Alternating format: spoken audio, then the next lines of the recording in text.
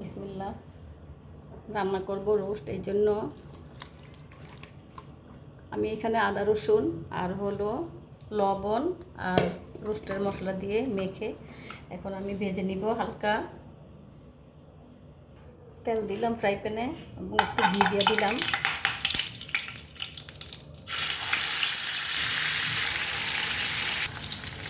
রোস্টে আলু দিব, এগুলো ভেজে নিচ্ছি। যে তেলগুলো ছিল ভাজার পর দিয়ে দিলাম। আর একটু দিব 2 চামচের মতো লবণ দিয়ে দিলাম, 2 চামচ পরিমাণ।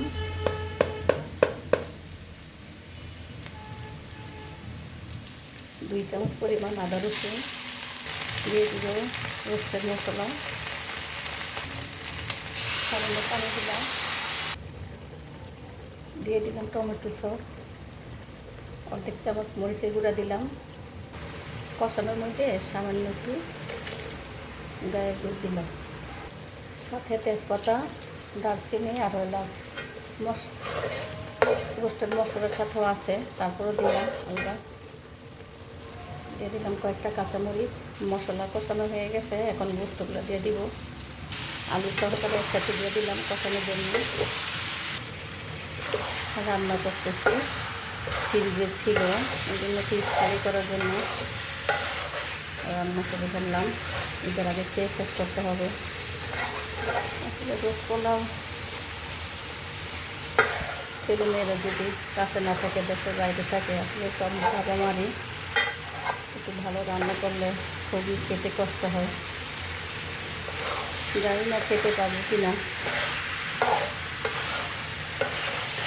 আমার ছেলেটা রোস্ট পোলাও অনেক পছন্দ, কিন্তু কী করার আছে, জানি না আমি খেতে পারবো কি না।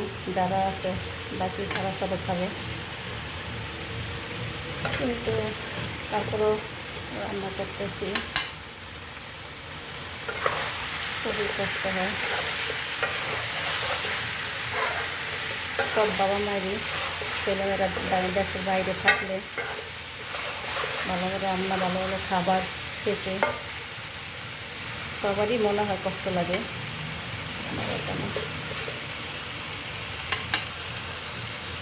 আমার রান্নার ভিডিওগুলো যদি কারো কারোর কাছে ভালো লাগে তাহলে সাবস্ক্রাইব করে দিবেন, তাহলে রান্নার ভিডিওগুলো সব আপনাদের মোবাইলে নোটিফিকেশান চলে যাবে। কষানোর জন্য আবারও দুধ দিলাম, এখানে একটু টক দিয়ে দিলাম, সামান্য পানি দিয়ে দিলাম। কষানোর পর আরও কয়েকটা কাঁচামরিচ দিয়ে দিলাম, সামান্য একটু ঘি দিয়ে দিলাম যাতে একটু গান আসে। হয়ে গেল রোস্ট তরকারি।